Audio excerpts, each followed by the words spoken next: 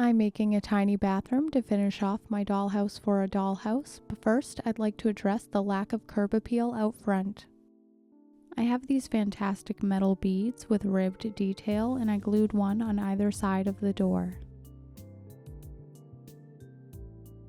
This is the same greenery I used inside to make tiny wreaths, and now I'm using it outside to make tiny trees. The ends taper to a point, so I pinched off the ends and I'm left with these pieces that look like topiaries.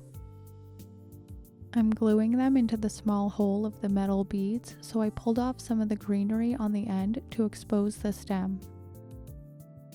Now I need some house numbers. To avoid having to print anything out, I used this piece of paper from an SD card I purchased recently and cut out 3 random numbers. I trimmed it closely and glued it above the door. As a final detail, I'm adding a light fixture on either side of the door. I added a small amount of museum wax to the end of a pin, picked up a clear bead, and dipped it in black paint. The clear bead looks like glass and the black looks like a shade. Once they dried, I glued them to either side of the door. With the exterior sorted out, let's move inside. The bathroom will go in this corner, so I cut a piece of popsicle stick and painted it gloss white so it looks like a tile floor. To separate the space from the rest of the room without blocking the view, I'm using trash plastic to make a glass wall. I'm simulating a vintage glass block wall, so I'm making equidistant lines going up and down, and then I made some lines across as well. I used Fabri-Tac glue to attach it to the popsicle stick. This teeny tiny space will be the entire footprint of the bathroom. I recently assembled a 1/12 scale art box kit, and I have these thin pieces of laser cut wood left over. To me, the tabs look like feet, so I'm using this piece to make the front of a bathroom vanity. The first lines I cut are deep because I'll be cutting this piece out, and now I'm making light lines to score the look of cabinet doors into the front of the vanity. I used some more laser cut leftovers to make the sides. I used some scrap cardstock paper to make the top, but you could also use cereal box. I didn't have a hole punch of this size, so I used my pen to poke a hole for the sink.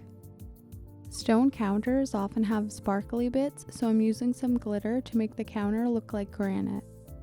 I brushed the countertop with some matte Mod Podge and dipped it into my glitter.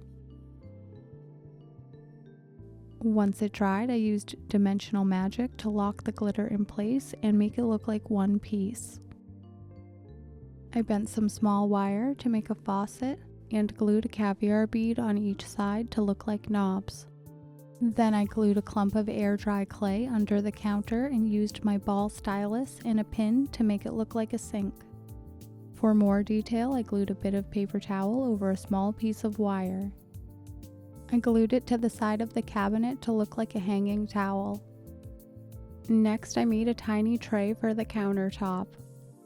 I have this piece of Christmas confetti with a really reflective surface, so I cut a small oval so it looks like a mirrored tray.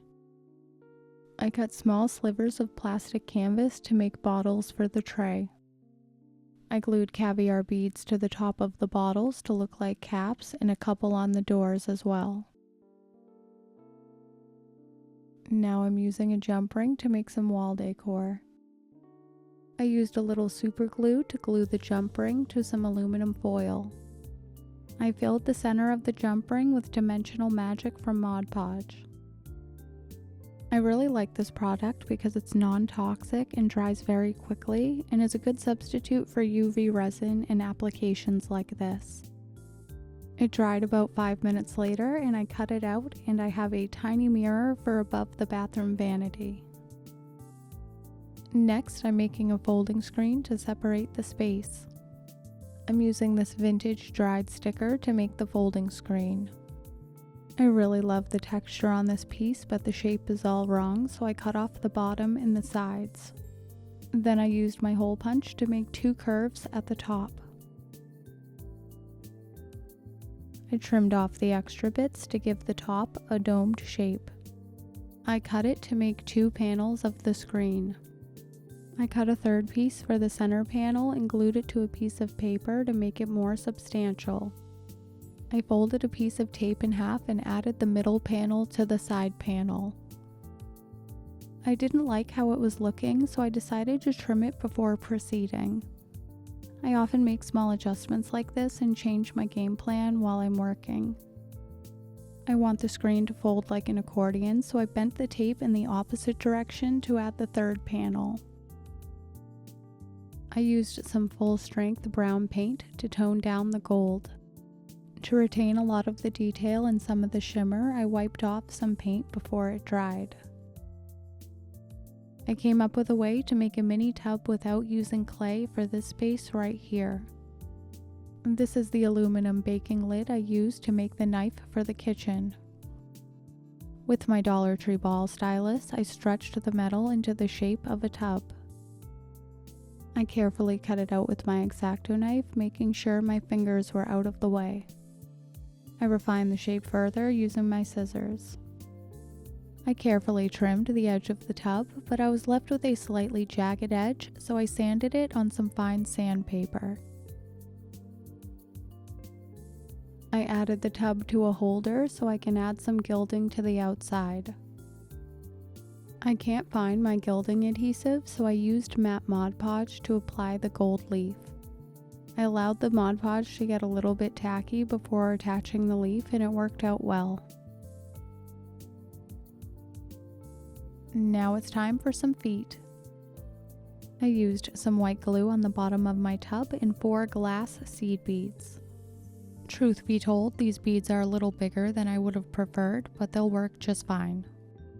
Before the glue dried, I repositioned the beads. Next, I'm making a tub tray caddy for some shampoo bottles. I used my ball stylus to flatten out some of the tray and cut it into a rectangle. I cut a bigger rectangle than I wanted, and then I used my X-Acto knife to cut it to a smaller size. I folded each end so it sits on top of the rim of the tub. I added a small rectangle of cereal box for contrast and some plastic canvas bottles. I added a small rectangle of paper towel to look like a nice white fluffy towel hanging on the edge of the tub to finish it off. To make a tiny basket, I cut about a 1/4 inch off the end of some twine. I added some white glue and allowed it to dry for a minute before pressing it over the end of my ball stylus. I got this tool at the Dollar Tree, but you could also use a bead for this. Once it dried, I trimmed the stray pieces to make the rim flat and glued in a very tiny piece of folded fabric to look like a blanket or a towel. Then I cut a small oval from some fabric to make a throw rug. Let me know if you think there's anything I should add before I call this done and make a final video showing off this tiny dollhouse and all of its little details. Check out this video if you'd like to see how I completed the downstairs, and this is the video for the bedroom.